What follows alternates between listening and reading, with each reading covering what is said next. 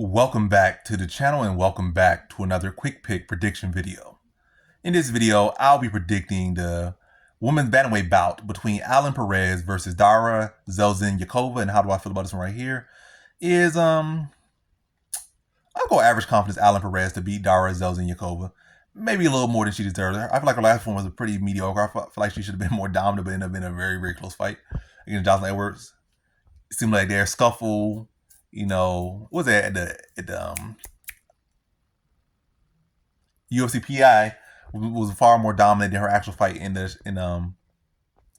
they actually fought, and it went to a very close decision. But yeah, I think Ailin Perez, she has got that experience on her belt. I feel like Darya Zheleznyakova barely even won her last fight, probably arguably lost her last fight in my opinion. And I feel like Ailin Perez can cause her the same issues, if not worse. Matter of fact, she'll definitely cause worse issues. I feel like her wrestling much better than her last opponent. It will be a look to mix it up, wear her down. I think it's an issue with Perez. I feel like she does muscle a lot of stuff, so I have been seeing tendencies where she's tired in fights, even when she's going against old veterans and whoever. Like, she looks kind of tired and just kind of survived down the stretch. Or this, I got those 2 rounds in the bag. Now I'm just exhausted. And like this, let me just get out of this 5 minutes instead of just being strong throughout the fight. Definitely see a fading issue, but yeah, I'll go average. I'll say decision here. Haven't really seen great finishing ability from Perez consistently, to be honest. And again, even against old veterans, I know they're savvy and this and that, but still, I feel like this fight she could be finishing. So I see this as a decision. I feel like typical Perez fight, probably, and it's not like Zheleznyakova is some big finisher or some great sub or some heavy-handed person. So probably some of that thing. Strong first 2 rounds, they're probably fading a little bit, but Zheleznyakova not really been able to do much with it. Probably still might lose that 3rd round still, because again, I feel like even less than some of her other opponents that Perez has fought, I feel like Zheleznyakova not really showing no great threat of subbing or knockout,